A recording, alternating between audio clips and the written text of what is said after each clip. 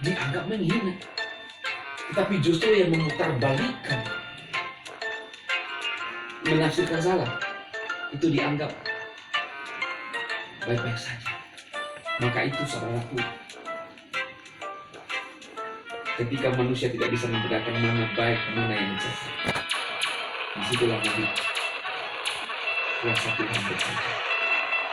Tugas kita sebagai orang yang percaya, kita berdoa lebih giat lagi,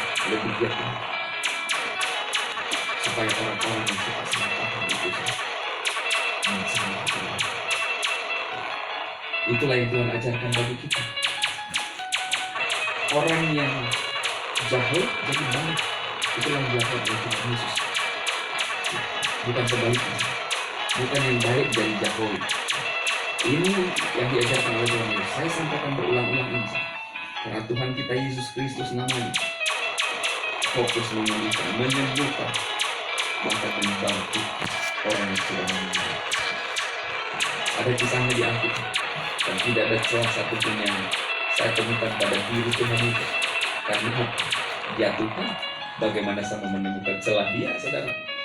Ya, dia membangkitkan orang yang telah meninggal, bukan sebaliknya orang yang hidup meninggalkan.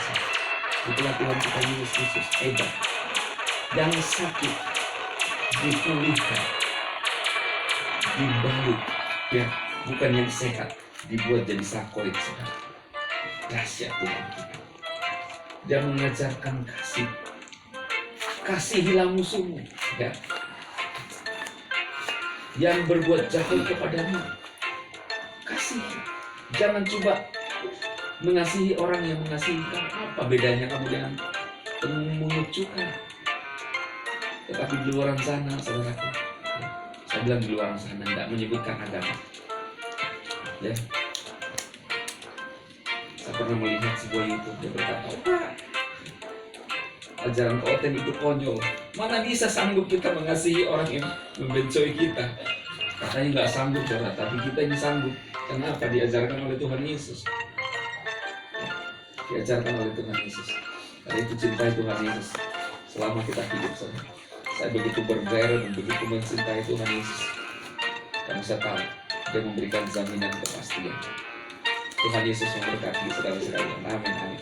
Ibu Monika, Bapak Pangayau, Pastor Baransa, diberkati Bapak Pangayau dalam nama Yesus. Diberkati sakit yang diderita saat ini, Tuhan sama Tuhan berkati. Amin.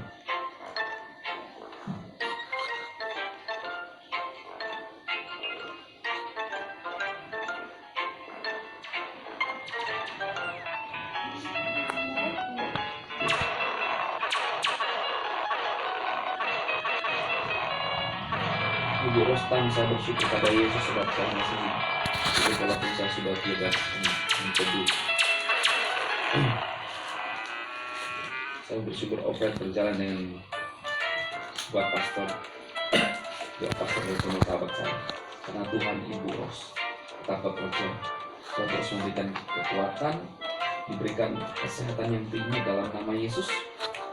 Tidak ada yang mustahil bagi Tuhan, karena rohlah yang menghidupkan.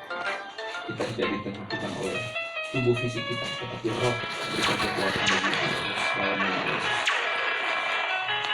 Diberkati Bapak Johan sakit, Tuhan, yang sakit prostat, sakit jantung, terus sama Tuhan pulihkan dalam nama Yesus. Amin. Bapak Edi Magit amat puji Tuhan, haleluya sekali selama-lamanya.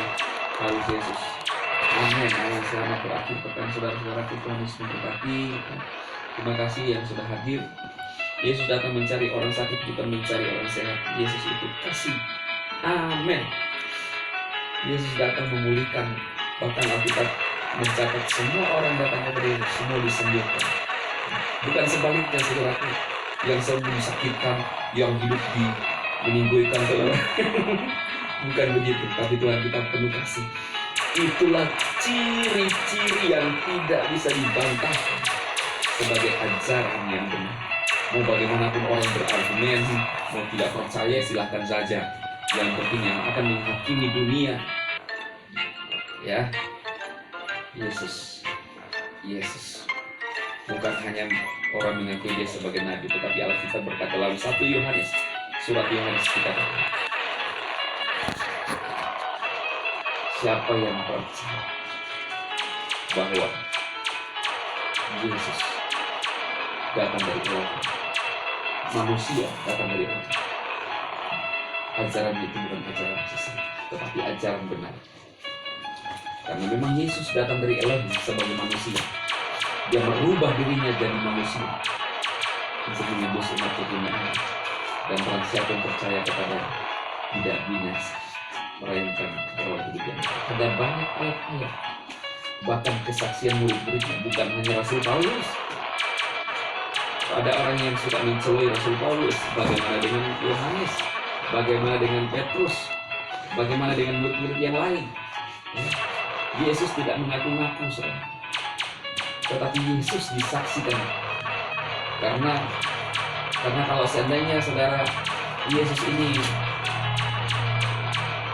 ditemukan ada kalimat-kalimat begini, akulah Tuhan, akulah Yesus, akulah yang menyelamatkan, mungkin lagi ada pertanyaan lain lagi orang-orang yang memang tidak percaya. Dia akan berkata, lah kok ngaku-ngaku, tidak ada saksi. Mereka akan menggunakan aturan hukum dunia. Nah, hukum dunia itu berkata bahwa kesaksian itu sah ketika ada 2-3 orang. Itu sebabnya selain pendekatan kalimat Tuhan Yesus yang kalau kita mendengarkan bahwa menyatakan dirinya Tuhan, ada orang-orang yang menyaksikan bahwa supaya tidak ada celah untuk orang tidak percaya. Mengerti maksud saya, saudara?